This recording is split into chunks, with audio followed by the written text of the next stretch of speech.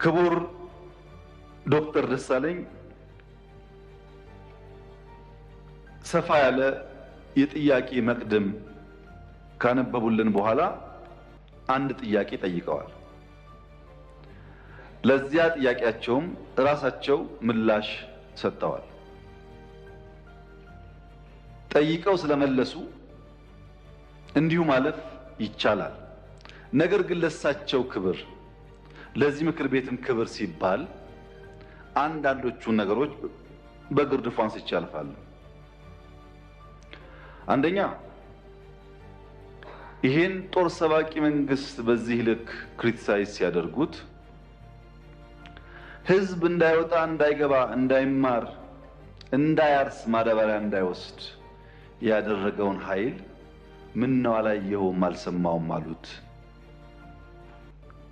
በህዝብ መሰብሰቢያ በእርሶ ከተማ ቦምብ ንጹሃን ሰዎች የሚንቀሳቀሱበት ቦታ ላይ የሚያፈነዳን ኃይል ምን ነው ዝም አሉት? ሽማግሌ ላስታርቅ ብሎ ሲሄድ ቄሶች፣ አሮጊቶች በንብርክክ የሚያስኬደውን ከኢትዮጵያ ባህል ውጭ የሚገለውን ኃይል ምን ነው አላቅህም አሉት። ከሁሉ ደግሞ የገረመኝ በእርሶና በእርሶ ፓርቲ ግንባር ቀደም ተዋናይነት የነበረውን የትግራይ ውጊያ ምን ነው የትግራይ ውጊያ ያሉት? አዝማች አልነበሩ እንደ እርሶ? እነዚህ ሳቢዎች የማያውቁት ሀገር ሄዶ ቁርበት አንጥፉልኝ እንዳለው ስጋ በሊታ ያስመስለዋል። ይሄ ተገቢ አይመስለኝም። በእኛ በኩል ያለውን ክሪቲክስ ችግር የለውም እንፈትሸዋለን።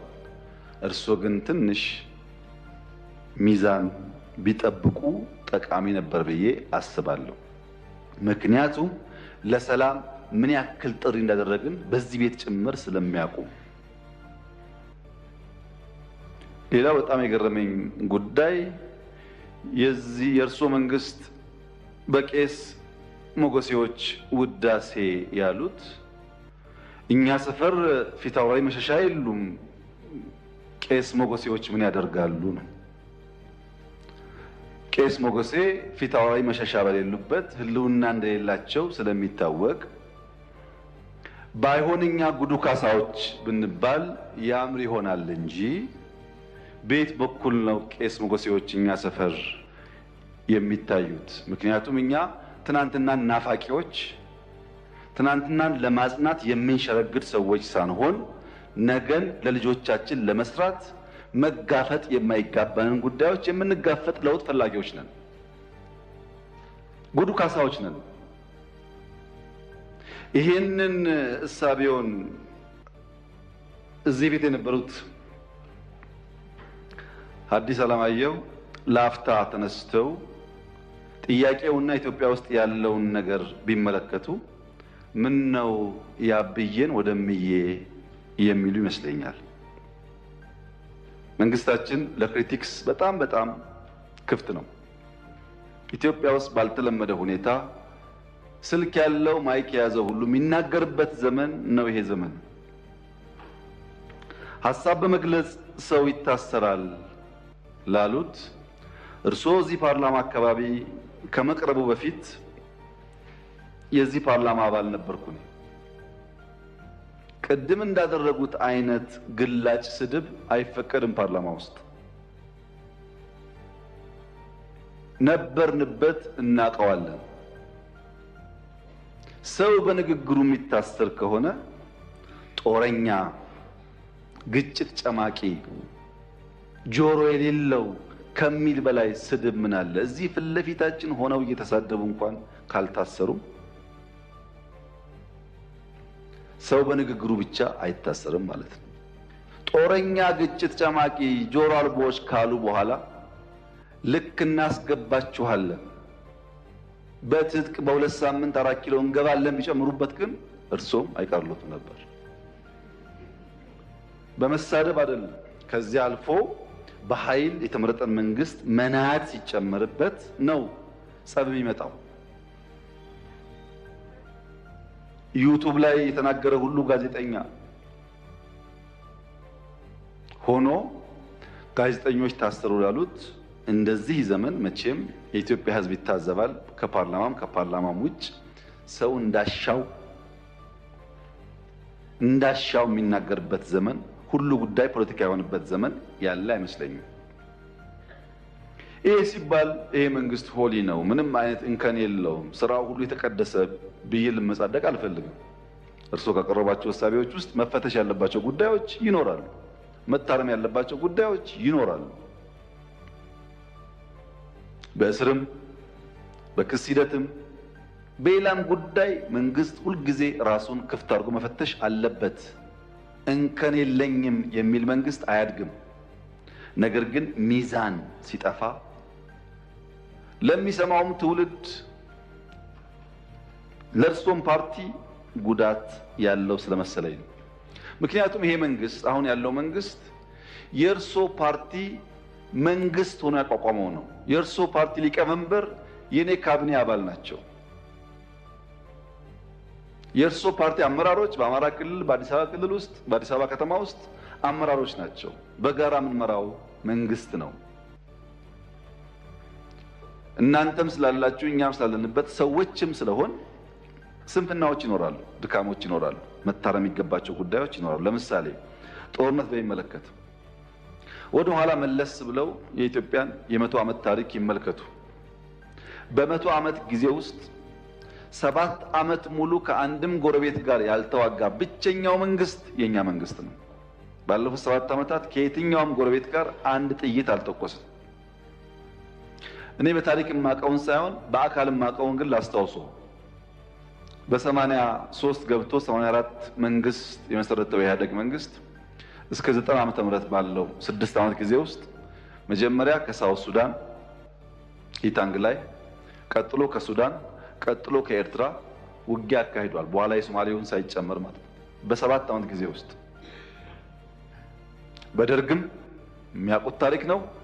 በንጉሱ ጊዜም እንዲሁ ባለፉት 7 ዓመታት ከአንድም ጎረቤት ጋር ያልተዋጋ ነው። የሚያጋጩ ጉዳዮች ስለሌሉ ሳይሆን ግጭት ጉዳት አምጪ እንደሆነ ስለምናቅ ነው፣ ስላደግንበት ስለምናቀው ነው።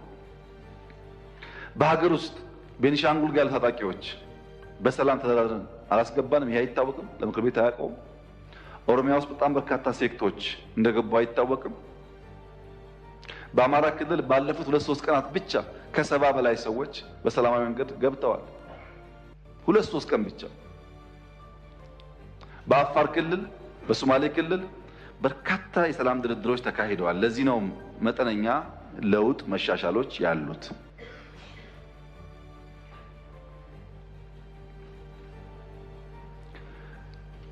ስለታሰሩ እስረኞች ያነሱት ይህ ፓርላማ እነዚህን እስረኞች ስንቴ ጎበኛቸው? ሄዳችሁ አላያችሁም? አልጎበኛችሁም? በሚዲያ ይቻል ውስጥ ጎበኙ።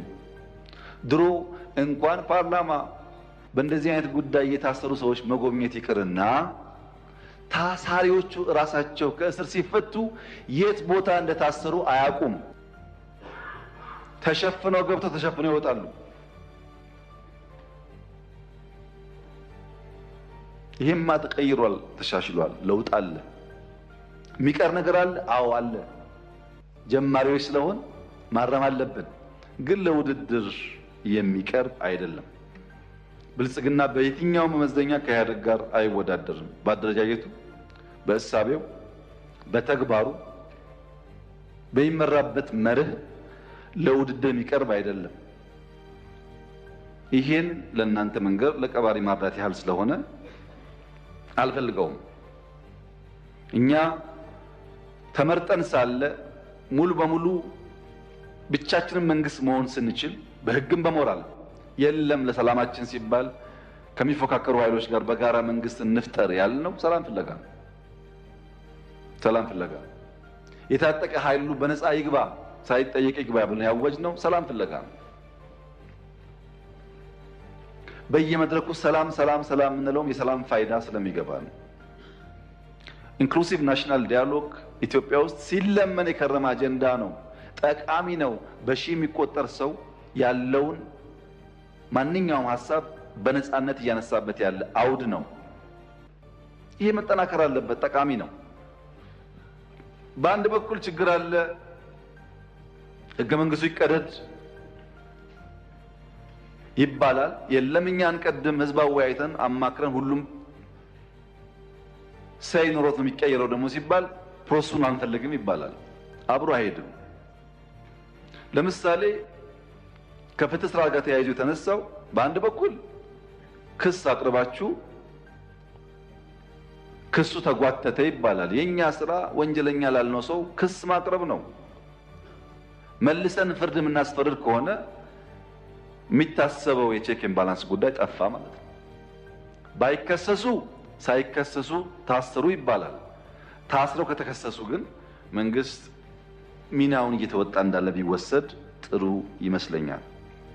ይሄ ሆኖ ነፃነት ለማስተዳደር ችግር አለ። ዲሞክራሲን፣ ነፃነትን፣ ህግን በቅጡ ልምምድ ስላልነበረ አሁን እንቸገራለን። ለዚያም መንግስት መታገስ ይኖርበታል። በብዙ ባለፈው ፓርላማ ላይ ድርድር እያካሄድን ነው ከተቃዋሚዎች ጋር ብያችሁ ነበር። ከኦነጎችም አማራ ክልል አካባቢ ካሉ እንቀሳቀሱ ኃይሎችም ድርድሮች ነበሩ። በነገራችን ላይ በአማራም በኦሮሚያም በየትኛውም ጎጥ ያለ የጎበዝ አለቃ በየትኛውም ጎጥ ያለ በግራም በቀኝ ይደራደራል። እኔ አይደለሁም እሱ ነው ይላል እንጂ ሲወጣ ይደራደራል።